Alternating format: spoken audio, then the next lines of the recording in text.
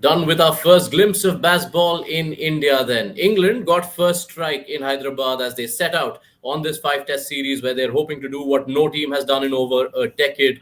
They were bowled out 246, but by the end of the day, they had seen an Indian batter do to them what they have been doing to most teams for the last year and a half. Yashasvi Jaiswal launching out on his first day of Test cricket on home soil, and as a result, India go into stumps on day one in Hyderabad, trailing England by only 127 runs. Hello and welcome to ESPN Cricinfo Match Day. Sanjay Manjrekar joins us to look back on the opening day's play from Hyderabad. Thank you so much, as always, for your time, Sanjay. We have got our first look at baseball and how it works in India. What were your first readings of what you saw from that English innings? We saw baseball obviously more against the seam bowlers when Mohammad Siraj and Bumrah came in to bowl their first spells. They weren't allowed to settle in. You saw that different approach from England as opposed to some of the foreign teams that have come in the past. But as the spinners came into bowl and the reality of the pitch started to unfold, you saw them struggling to get results with the baseball approach, barring Ben Stokes, who is an exceptional player. So when you talk about general batting, you exclude Ben Stokes from that. So now, based on that total, they eventually reached 246 thanks to Ben Stokes, him scoring 70 after they were 155 for 7. 246, given what you saw of this pitch, your reading of the pitch, firstly, and where would you rate this total? Is it above par, below par? How much above or below par? Well, I think it was a typical Indian pitch that we've seen in the last few years, playing in home series. So a turner. It's clearly in the same kind of, it's got that same nature to it. Starts off being very dry, and you see already, the top exploding on occasion. So it's a typical Indian pitch that shouldn't surprise England. They've seen this before. But I must confess, very impressed with the way England batted and the score that they put up now. Yashasvi Jaiswal has made that score at the moment look inadequate. But a team batting first on a pitch like this, and considering that people like Joe Root failed, that they reached 246, was, I thought, a very, very good effort. So I'm impressed and I'm excited with the possibilities after seeing this performance from England, their batters' performance. You bring up Joe Root, and it is rare to have three names from an England scorecard, especially in the subcontinent, and Joe Root to not feature in it. His first go this time around ends on 29. He deployed the sweep to good measure, which is not a surprise. But you saw, Sanjay, that while Joe Root lived by the sweep, he also died by it. Is that something you expect to see more through this series? See, while he was batting out there, I mean, two batters that stood out for me today were Ben Stokes and Joe Root. They looked secure in defense. And for guys who are, not feeling vulnerable or anxious while they're defending, they can perhaps not play out of the box too much, like Ben Stokes did for a long time before he started realizing that he's running out of partners. That's when he started playing the big game. But until then, he was happy to, just defend and survive, play for time, settle in. I thought Joe Root did the aggressive approach a little too much, maybe came in with a preconceived approach, but he's a far gooder player to only look at one way of scoring. Had he maybe trusted his defense a little more and played as per the merit of the ball, because all three spinners that bowled today weren't also at their best, I think that would have been a more suitable approach for somebody of the caliber of Joe Root. Yes, and eventually it was Ben Stokes who played the defining knock of the English knock, and a lot to admire and appreciate from that innings, which Sanjay Manjrekar is doing in a special feature called Zoomed In on ESPN Cricinfo. Be sure to check that out once you're done with this. Let's switch our attention to the spin, shall we? And it took India only 8 overs to switch their attention to spin. 8 overs, 41 for no loss when Rohit Sharma decided, okay, enough of the seamers, let's bring in the spinners, and to immediate effect and impact. They end Sanjay, India spinners, with 8 of the 10 wickets, 3 each for Jadeja and Ashwin, 2 for Aksar. Who for you was the most impressive of the lot? Uh, Well, Bumrah getting a couple of wickets, one important one of Ben Stokes towards the end. Who knows, another 15, 20 runs could have been scored by, Ben Stokes, the way he was batting, and considering that there was nothing at all for Bumrah, I thought he was very impressive, economical, couple of wickets as well, and slow ball to Rehan Ahmed, showing the others the way to get wickets on pitches like this. But amongst the spinners, I thought Ashwin was good. Akshar Patel, thankfully for India, because the last time Jadeja and Akshar Patel played together, Akshar Patel not wasn't quite in the league of Jadeja. Today, I thought he bowled better than Jadeja, although Jadeja got more bowling. But you'll see the Indian spinners getting better and better. The great news for India today was Akshar Patel, who looked up to that level that we saw him last time when he was playing against England. So yes, that's my summation of the Indian spinners and Bumrah as well.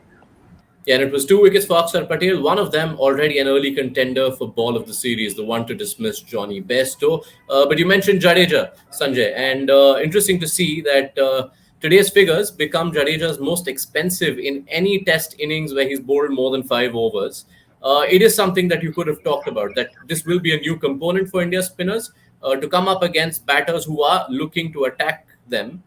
They are still getting the wickets. Do you expect this to be a theme through the series, and how will they adapt to it? It certainly worked to an extent against Jadeja because it's something that he's not used to. I thought Ashwin handled it quite well. Akshar Patel was okay, but also, Jadeja, a left arm spinner, and he bowled against Ben Stokes a lot. And the kind of shots that Ben Stokes played, actually, to play that reverse, shot that he plays against the turn is something that Jadeja before. So yes, he was tested. I'm sure he'll come up with better plans and better preparation for this kind of an approach. But you saw also it's unsettled Jadeja a little bit because one of the greatest strength of Jadeja is his accuracy as a left arm spin on these kind of pitches. And if you look at his pitch map, where he's pitched the balls in this inning, you'll see a lot of balls have been loose balls, whatever the shot played. So that is something you don't expect with Jadeja. So yes, it was a bit of a wake-up call for Jadeja, but considering, the competitor that he is, I'm sure he'll come up with better. He'll just be more wary of this kind of an approach. So, all told, England finished on 246. It left India with about 23 overs to play, and in those 23 overs, India have almost halved their deficit. That was down to Yashasvi Jaiswal going on a rampage. 76 not out of 70 he finishes. And Sanjay, that looked like a horse more from the Brendan McCullum stables than that of Rahul Dravid. See, this baseball approach is basically, I just tweeted about it, that it's just conforming to today's reality, where, batters find counter-attacking a lot more easy to do than, weathering the storm like we used to in our days, like a Matt Glatherton playing 2 whole days and, saving a test match. So that is not going to happen. So it makes a lot of sense for batters now, and we have three key batters now in this batting unit who are very much a modern day product. We've got Gill there, Jaiswal, Shreyas Iyer. Shreyas Iyer will also play in the same fashion. So it is a tactic baseball that England, once again, like all the format that they've introduced to the world of cricket, they've introduced baseball which will only catch on, considering today's reality where defensive batting is not really the endeavor for most upcoming batters. So Jaiswal just adopting a tactic, as I said, that suited him. And what also helped him was the fact that I thought Ben Stokes missed a trick by not bowling Joe Root to him immediately when he came into bat and when he introduced spin. So it was like a dream for him to have two left-arm spinners bowling together and then a leg spinner a little later. And in particular, in that starting phase, so Ben Stokes took the call of giving the new ball to his debutant slow left armer in Tom Hartley. But not just that he gave him the ball, but he persisted with him for 9 overs, even as he went about at 7 per over. How surprising was that? Did the captain almost end up making life difficult for a newcomer? It can't be easy, as we've stressed on so often. Yes, and also the in-outfield that India have, and a lot of teams have realized in India, it makes a lot of sense, especially batters who look to play the big game when they are struggling to survive. So India have had a lot of success in the last 5 or 6 years, having fielders close to the bat, and then of course there's the release shot that modern day batters use, to unsettle the bowler. So they've got fielded deep as well. Ben Stokes was old school, slightly reluctant to have players in the deep, and that's just allowed batters to get those easy boundaries to begin with. Although Rohit Sharma's wicket was what he got in return for having that field a little more in than India would. But I thought it wasn't tactically something that India also I thought did do. I like to see ruthless captaincy, and Rohit Sharma bowling 8 overs of seam and 41 runs on the board before the first ball of spin was bowled. I thought wasn't ruthless captaincy. In the same way, Ben Stokes giving the ball to somebody like a Hartley. If he had to go to spin with Yash Jha there as a danger player, he could have started off with Leach, the more experienced spinner, and somebody like a Joe Root. Yeah, and it's especially funny considering we heard on commentary that at the start of the day, Joe Root was seen bowling before any of the other English Yeah, bowlers because they don't before. have an off spinner, which is a very strange selection, also in a way. Because if you remember the last time Rishabh Pant played for India against England, the one spinner that he kept respecting was the off spinner. Yeah. Just final touch up on India's batting. We saw Rohit Sharma get out. He too seems to at times bat in this new test batting way that you mentioned. Him falling the way he did at the juncture of the day that he did, what were your thoughts on that? I think he'll be very disappointed, and I make the same observation that I did with Joe Root. Guys like Joe Root, Rohit Sharma, who are not insecure in defense in these kind of conditions against the bowling attack, they can afford to not be that aggressive, because when you're looking to hit the ball in the air, when you're looking to take on the bowler, there is an element of risk, which is understandable for somebody who doesn't have the confidence to survive just by defending. I thought Ben Stokes showed the way for people who have the gift to take your time and slowly sort of build on that. Rohit Sharma, you saw, he was very disappointed the way he got out. And personally, I also was a little disappointed. And I hope this doesn't become the thing with Rohit Sharma, that he looked to, again, to use the English term baseball. He doesn't need to. Right then, final question, final thoughts from you from day one. 119 for one is where India finished. What sort of total do India need to feel safe, considering they do have to bat last if it comes to that? 127 runs behind, because Yashasvi Jaiswal has played the way he has.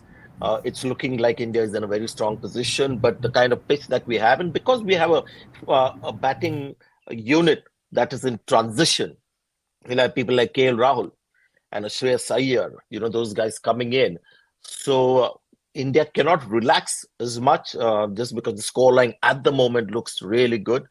But I don't want to go too far ahead, because who knows how the pitch is going to behave, and plus the way England batted, who knows, second innings, India will continue to obviously have the upper hand because of better ability. But with this new Indian batting lineup, my approach is going to be wait and watch. All right, wait and watch. We shall. Thank you, Sanjay Manjrekar, for your Thank you. company. Look forward to your presence again on ESPN Cricinfo at the end of day two of this Hyderabad test.